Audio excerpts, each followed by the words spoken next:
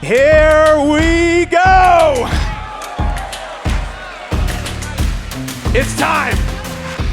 Wow, we got a packed house in here. Everybody, my name is Kyle Brandt. I host Good Morning Football on the NFL Network, and I have one question for this room. Are there any Yankee fans in here? Are there any Yankee fans in here? Hey, listen, just to be fair and balanced, are there any Mets fans in here?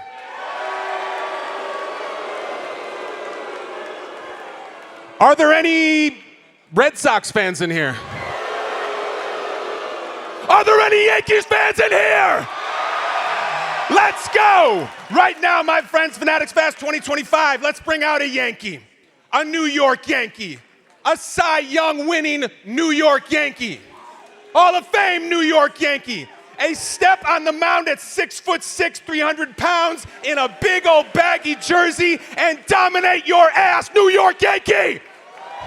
Folks, Karsten, Charles, CC, Sabathia, let's go!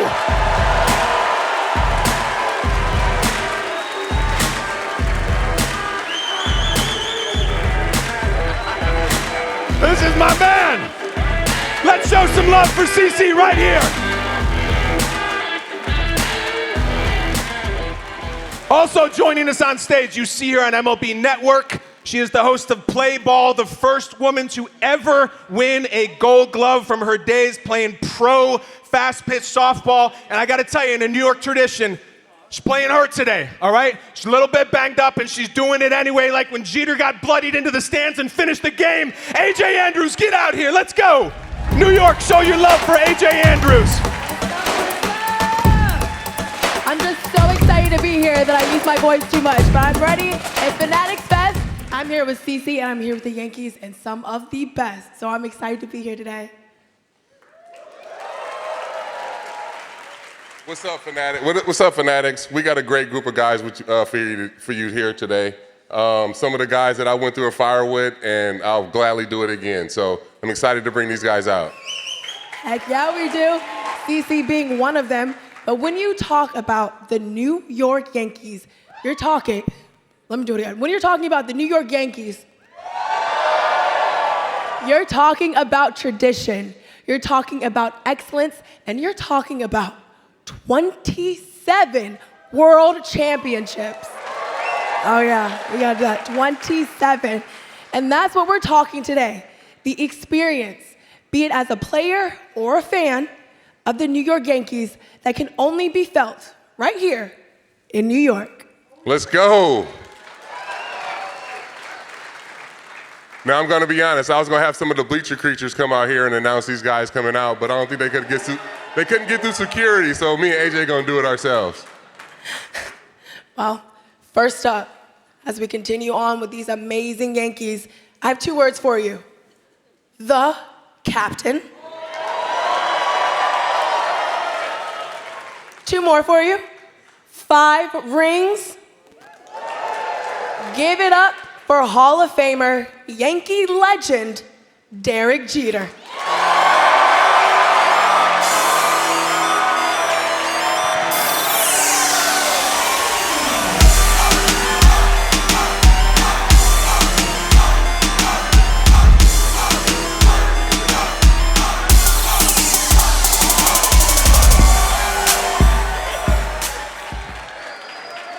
How you feeling, Derek? How you feeling? I'm good. Hello.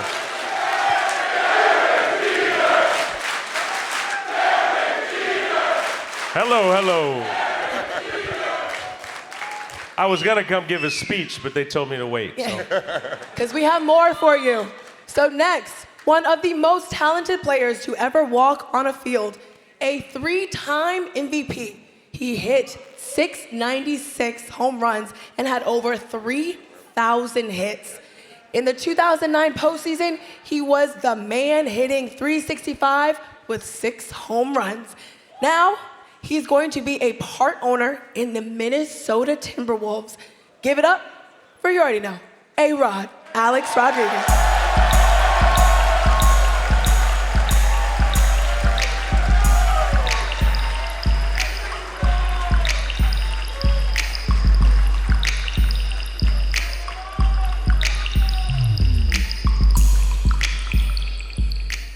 They look sharp.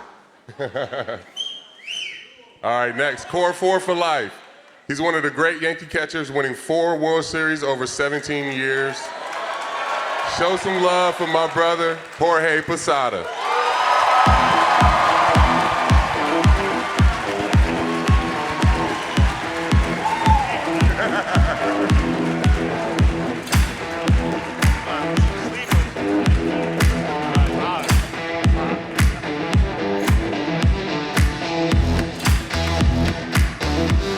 All right, we have another member of the core 4. He's a mentally tough left-hander who ranks as the all-time leader in postseason wins. One of the all-time great money pitchers. Give it up for number 46, Yankee legend, Andy Pettitte.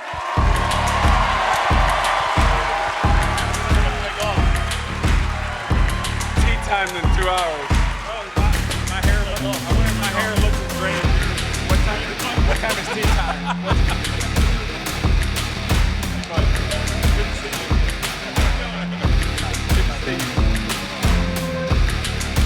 Okay, we're not done.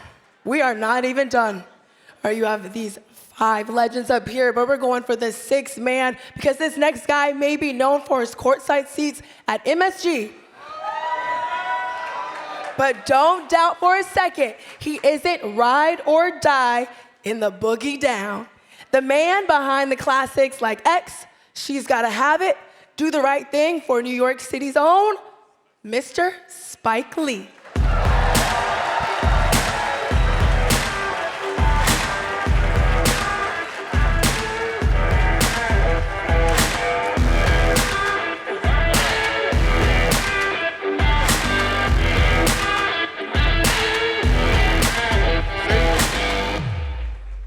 Look at all these retired numbers. This is why you see all the rookies wearing 72 and 81 and 85, 99.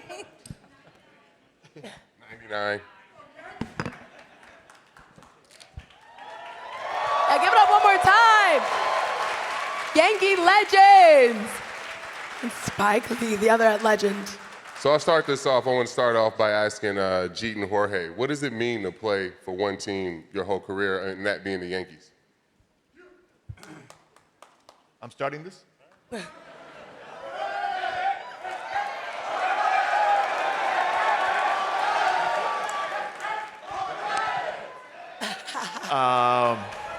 We get spoiled. We were spoiled. We were,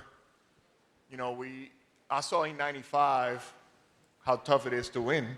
And then, we were spoiled in 96. Obviously, we did a lot of things well. And then we stayed together. We really stayed together. I think, talk about core 4, but I think, if Bernie doesn't do, if Bernie doesn't do good, I don't think we would have been up here in the big leagues. So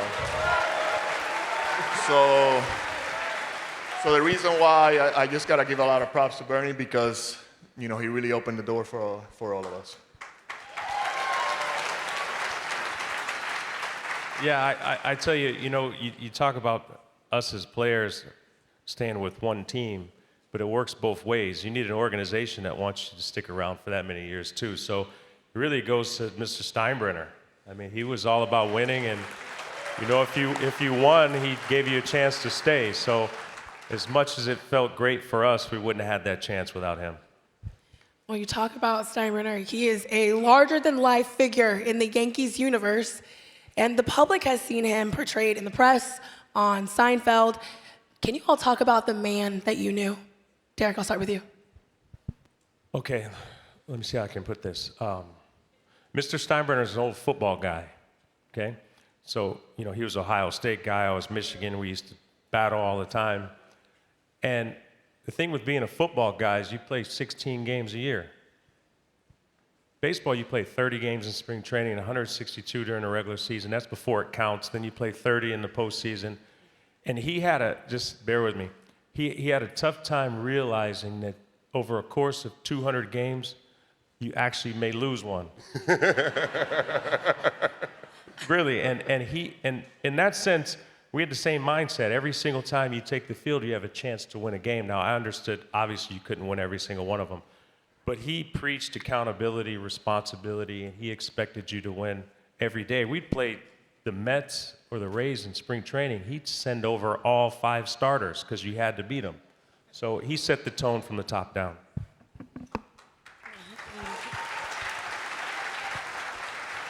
So, hello, what a privilege to be here. Hello, everyone.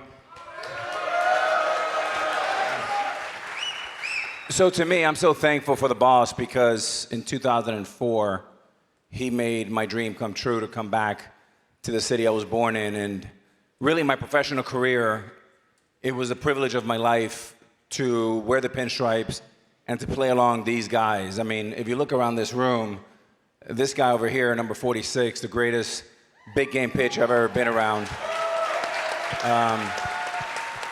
Jeet's the best clutch player I've ever seen in my career. Without CeCe in '09, we were not World Championship team caliber. When he entered our room, we became the world champions and, of course, ran the table in October.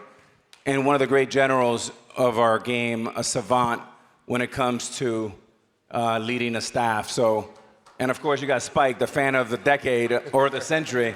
But, I mean, look, these guys played in New York longer. I played almost 15 years, and it was really a dream come true. Yeah, Mr. Steinbrenner was special. You know, he was always there for you and for the things that you wanted to do. You know, when my son was born with chronic synostosis, he was the first check for our foundation. He was always asking about my son, so it was family. You know, he taught us how to win, and there was a lot of things, a lot of rules, but I think rules are good.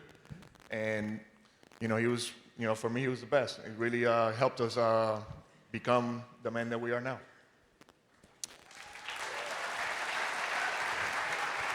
Yeah, hey guys, good to be here. You know, just to kind of piggyback on what Derek said, just coming up in the system, and of course you want to get to the big leagues, and then you get there, and then you've got Mr. Steinbrenner, and it literally is like Derek said, like if you lost or if you had a bad series, it was like he was walking through the clubhouse, giving you the, like kind of the fish eye, looking out of the corner of the eye, you know, and wondering if he's going to come up to you, say something to you. But I really feel like it kind of got inside of us of how important it was to win and how no series loss is really acceptable. And I think that's probably where our desire kind of started, just at a really young age, of just how crucial losses were to us and how much they meant to us and how badly we wanted to win. And then also, he let us know that if we weren't doing our job, that he was going to get rid of us, you know? And so that was the other thing that I don't think we ever took for granted, that if we're not getting it done, this guy's going to go find somebody to get it done. I know most of the off seasons, whenever I was a younger player, we were talking about getting traded and stuff like that. So, but I wouldn't have changed anything. I think it kind of gave us the drive that we needed to be able to win those championships. And after we won the one, just continue to be hungry for more. And it was just a wonderful time. So CeCe, let me, AJ, jump in real quick on a quick story that Mr. October told me about the great George Steinbrenner. So like Andy said, after losses, he will come on and give you the kind of weird eye. And this is back when Bobby Mercer played. And I guess Bobby Mercer ended the game, ball went through his legs, kind of like Bill Buckner. He was pissed off. He comes in the old clubhouse, throws his glove. George comes in, night game. He's got his glasses on. He's got his white turtle. He's got his blue sports jacket. And he goes, "Bobby Mercer, F you." And Bobby looks at him and he goes, "No, George, F you." And George goes, "I like this guy," and he walked out. So the point is, he did not like you to lay down. He liked true New Yorkers that were gritty and stood up for themselves. And Bobby was one of his favorites. Well, you know the saying, pressure makes diamonds, and you guys are proof that pressure makes a whole lot of them. Well, Spike, I know you've had some fun interactions also with the boss, and if so, how was he different as a public figure in the 70s when you were a fan as opposed to the man that you would meet later on? I'm honored to be on the stage with you great guys. I mean, I didn't even know they told to come, but I don't know it's going to be on this panel, so thank you very much. I have a funny story about the boss. 1986 World Series, Yankees lose the first two.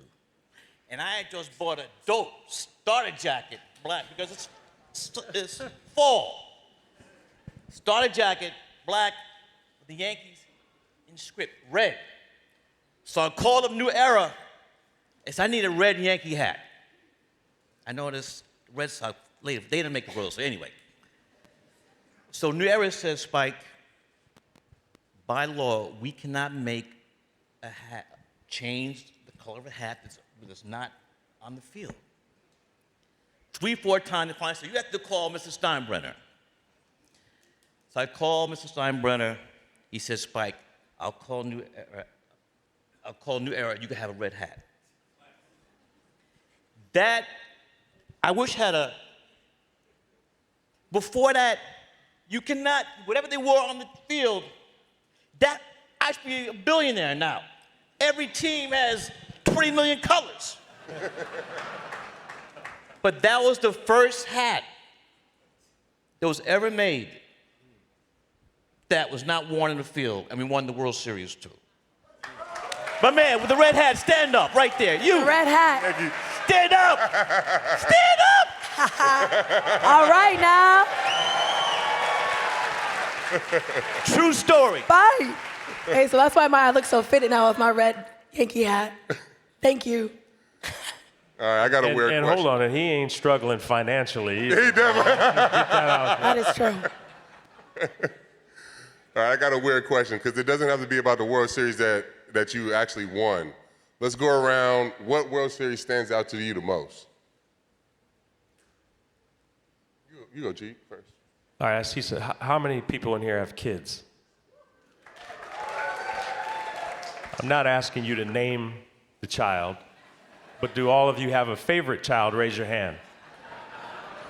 First of all, that was a test. You ought to be ashamed of yourself for raising your hand saying you have a favorite child. Right? You shouldn't do that. Changes. Yeah, so it's almost like Yeah. you can't pick like which World Series is special. They're all special. 96, the first one, you know what I mean? And then you get a chance to win a few more. So I don't necessarily know if there's a favorite. Anytime you do something for the first time. Now here's another one. Does anyone here remember your first boyfriend or girlfriend? Raise your hand. That wasn't my favorite, though. A few of them got smarter, but you'd never forget your first boyfriend or girlfriend, right? So I think it's sort of that way when it comes to World Series. What about you, Al? Yeah, I mean, unlike these guys that have 5 kids, I only have 1. So I like my 1 very, very much. Now. Me too. I mean, Spike was there. My boys are all there. But the bond that you build when you win a championship, whether it's a family, whether it's in business, whether it's in philanthropy that these guys do all a tremendous job in, winning a World Series in New York City, I'm starting to get goosebumps. There is nothing like it. And... Can I ask you a question real quick? Yeah. What happens when the Knicks finally win? In 1973, we're going to burn the city down. But I will say this. You know, I always say that great players win games, but families win championship. And what these guys did in the late 90s, specifically 1998, was the greatest team I've ever seen assembled. And these 3 guys had a big part of it. But in 09, we did have a family as well. And we were diverse in thought. We were from all over the world. But we all had one goal. And that goal was specifically even more important and more vital because of the catastrophe of 2004. So when you cut 5 years later, the appreciation and the magnitude and the gravity of that moment was incredible. But what I will say is, it was special because it was a 9-year hiatus from 2000, from the last title. But that 09 championship has become even more important because we never knew that it was going to go another 15 years without winning one. So 25 years, 1 title, that championship, jumps a little bit for me. Yeah, it's like the guy said, they're all special, but you remember the teams that you won, the players, the family. It takes 25 players to win, and be on the same page. So you remember, the guys that were there, obviously in 09, and 2000 and 99. So that's what I remember the most. They're all are special. I would say for me, obviously the first one's special for the reasons kind of Derek was saying. But definitely for me, I would say the 09 is probably my favorite. I guess just because, I was older when we won that. My kids were older. I had 4 kids. It was almost like it had been so long since we had won, our last one in 2000, and we had been there so many times, and we got back, and so I just think the hunger for it for me was just so great, and wanted it so badly, and to be able to pull it off again and again. I want to say that we, in a sense, we felt like maybe the core was a little too old to be able to win another one, but then we brought C along and AJ, and we signed to share, and then of course the team that we had was just amazing.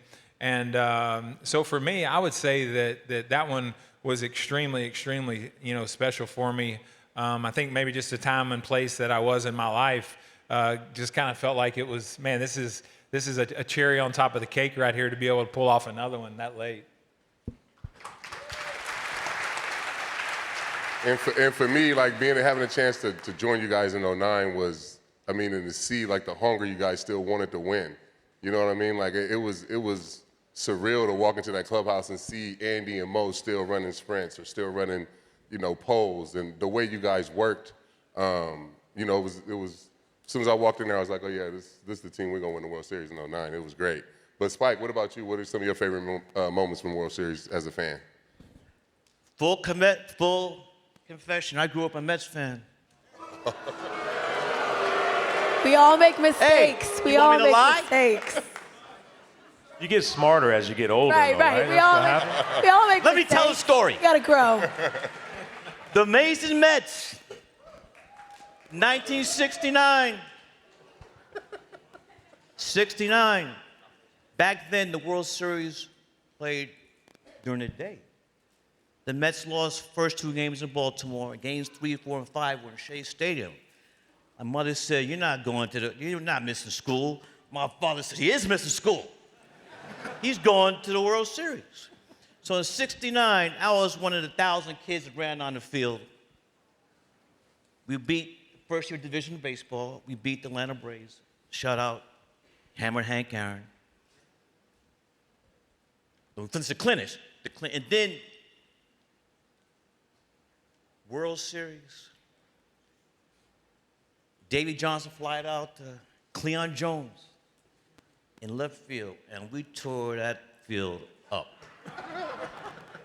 You can't do that no more. I remember Yankee Stadium, then Steinbrenner put cops on the horses, so that stuff was cut out. And after a year, my mother threw out the grass. It was not green anymore, brown. But I grew up, and then I was born in 57. The Yankees, Stan Bonson.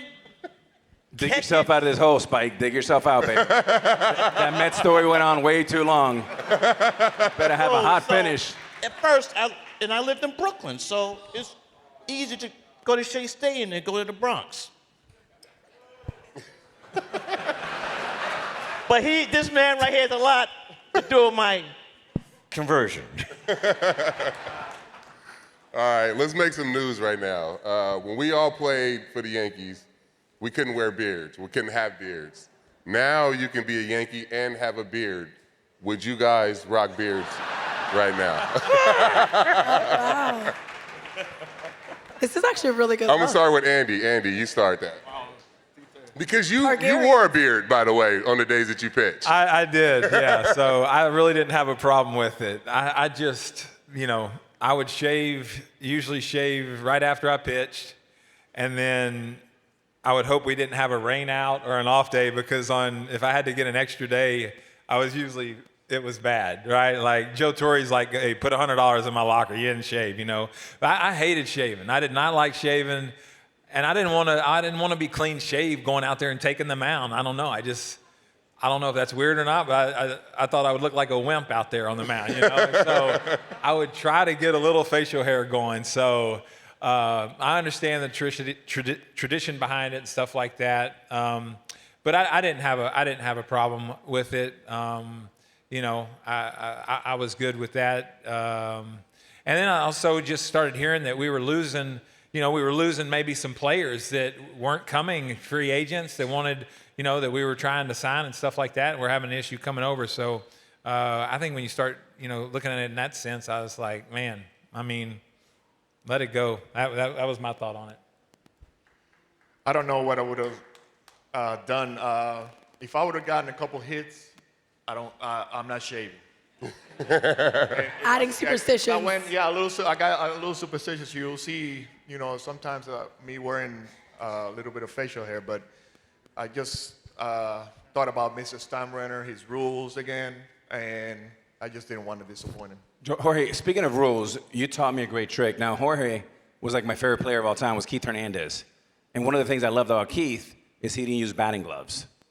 And Jorge didn't use batting gloves. And it would be snowing out or cold, and rain was always giving him trouble because he couldn't grip the bat. What would you do to, like, help it heal the things you would have, the calluses? Only in spring training. People give me a hard time. But in spring training, the first week, you don't want to shake my hand because I would, like, pee on my hands too. He would pee on his hands. To harden my hands. So. True story. True story. True story.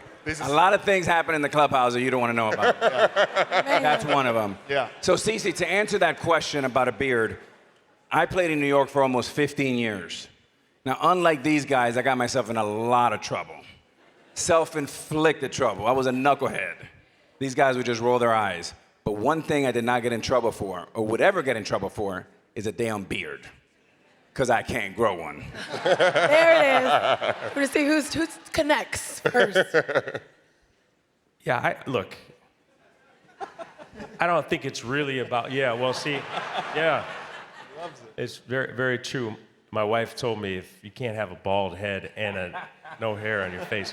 But I don't think it's really about a beard, and it's about rules. I think you have to have rules. You know, rules teach you discipline. So whether it's, you know, we had different rules. When we first came up, we had to wear slacks on the road. We had to wear suit and tie on our trips when we flew. And it just seems like they keep loosening. If you keep loosening rules, you have to show up on time for stretch. You have to be on the field for anthem. And I think it's important to have rules because I think it keeps you disciplined. But each individual one, I don't think it's really that big of a deal. Yeah, sorry to interrupt. We had to sign a booklet in spring training of all the rules, Yankee rules, and we had to sign it and turn it in. That we read the rules during spring training, so it was part. And even when you guys first came up, you had to wear Adidas. Like it was those type of rules too, where you had to wear a certain shoe, you had to wear Adidas and stuff. Absolutely not. I didn't wear Adidas. No. They had a color, right? It was Adidas contract for like 10 years, I think it was. But the guys were wearing, you know, whatever. You know, you have a contract with Nike, you're gonna wear Nike. What about you, Spike? What you think? About what? The beards. Steinbrenner had rules, and you know. And that's that. You signed the checks. Yeah. Cece, he's got another Mets story he wants to say. Spike don't want to say anything about the Yankees. He's still worked up about the Knicks. All right, but for me, I would have probably definitely rocked the beard. Not Yeah, probably. and Coco reminded me, too. You weren't watching the French Open? Whether it's the beard or not, you still would have had all the championships. The superstitions would have changed. We're going to go into some fan questions next. And the key to this, though, is they have to be really good questions. Because if they're not, there's going to be a consequence. So I hope you just have a change of clothes if they're not. That's all I have to say. They're not good questions. Spike is going to say if they're good questions or not, and this guy's going to hit you with a super soaker if they're not. Super soaker. So, first one. Jeter, you hit 3,465 hits, 696 home runs for A-Rod. Best advice that you were given on the down slumps that you can give to the younger generation? Advice for adversity? When you're slumping, oh man, it's inevitable. I mean, everyone fails, right? I mean, we play a sport, you fail 70% of the time, you go to the Hall of Fame. And, I've jokingly said it before, it's two professions, baseball and the weatherman, where you can fail that much and still have a job. So I think you have to, you have to learn how to deal with failure. So you're usually not as good as you look when things are going good, and you're not as bad as you look when things are going wrong. So I remember I was 0 for 30-something. We went to dinner, me, you, and Reggie. Remember that? I was struggling. I was hitting 180 at the end of May. And just hearing stories of, Reggie talking about he struck out I don't know how many times in his career, but he played an entire season where he only struck out. Like the numbers, how many times he struck? 2,500 times or something like that? So 500 at-bats a year, he played a whole season and only struck out. So failure's a part of it. I think you learn from your failures and you just learn to move on. Yeah, shout out to our big brother, Reggie Jackson. I mean, he is unbelievable. And I know that I speak for all of us, having guys like Roy White and Willie Randolph and Willow and Mazzilli and all that, Straw, it is priceless for us as players to have that type of kind of library of information to be able to help us out. Now, when you go out to dinner, it's a 3-hour dinner, Jeter and I spoke for 2 minutes each, and then it's a monologue, not a dialogue. So he had some great stories night in and night out. Young lady, as far as slumps, there's no such word as the word slump. Hitting's a mindset. And when any of these guys are up, he's not thinking that we're in a slump. So you can't think you're in a slump. You're one swing away from changing everything. So hitting's about a mindset, no slumps.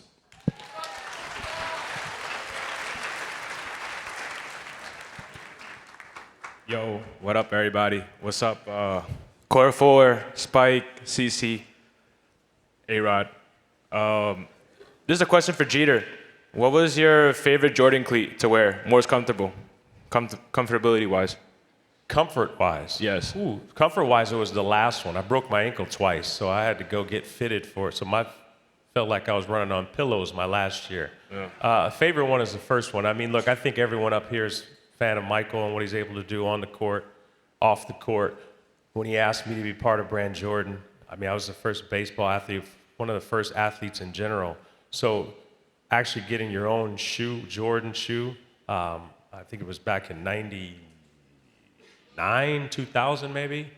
I forget, I'm getting old, but yeah, it's pretty special. So, but the most comfortable one was the last one.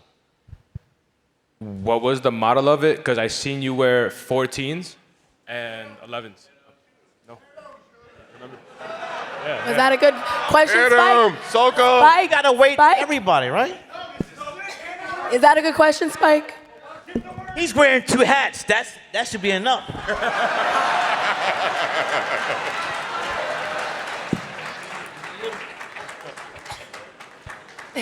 Thank you. Nobody's gonna ask one. Nobody wants to ask a question now. All right. Oh, Mr. Tar Heel. Thank you guys for being here. You guys are all great. I have a question for you guys. Who was your greatest inspiration growing up to get you to where you are in whatever field that you are? I know you fight. Who was that inspiration?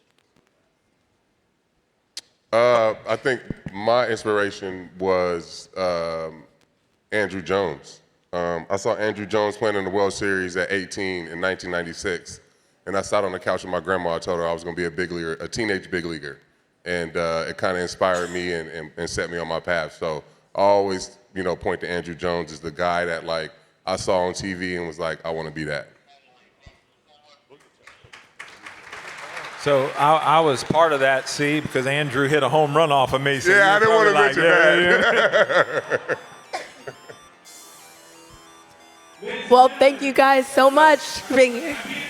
Powers that be, that the time is up. The relief is coming in.